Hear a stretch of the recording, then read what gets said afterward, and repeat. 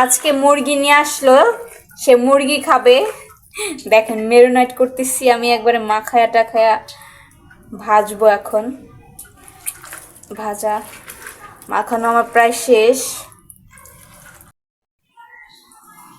সব কিছু রেডি, শুধু রান্না করে খামু।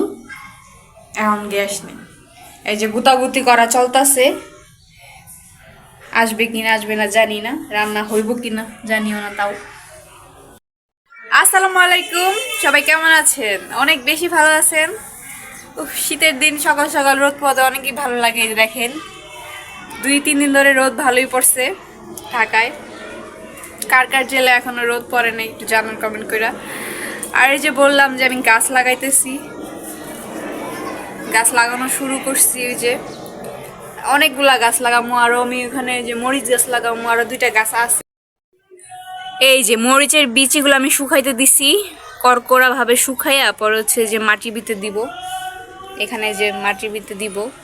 আর এখানে হচ্ছে পেঁপে আছে, পেঁপেও শুকাইতে দিছি, দেখি হয় কিনা।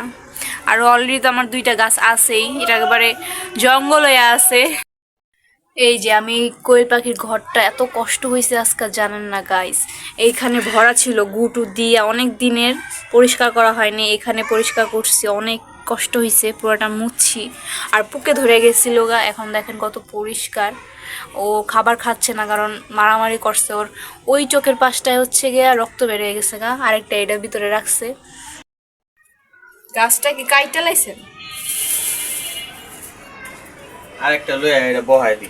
এত বড় গাছ এটা কাইটা আমি লাগাই। তো এই যে দেখেন অবশেষে আমার গাছ রেডি। এই যে এটার ভিতরে আরো মাটি দিছি বেশি করে। আর এখানে সবটির ভিতরে হচ্ছে গিয়া সবকিছু আছে। এই 2টাই আছে মরিচ, এটা তো অলরেডি আছেই নয়নতারা, এটা হচ্ছে পাতাবাহার, এটা হচ্ছে পেঁয়াজ, এটাও পেঁয়াজ, দেখি হয় নাকি।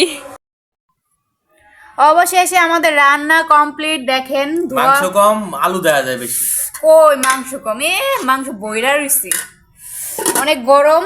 এই যে রান্না আমরা প্লেটে লয়ে লইছি, শেষ একবারে খামো এখন। দেখেন রান নিজে লইছে, আমারে দিল না। উফ, যে খিদা লাগছে বুঝছেন, রানতে রানতে তো দেরি হয়, কি যে কমু, রান্নাই পারে না বাবুর্চি। যাই হোক আমরা এখন খাই। আপনারা সবাই ভিডিওটা দেখেন, আল্লাহ হাফেজ।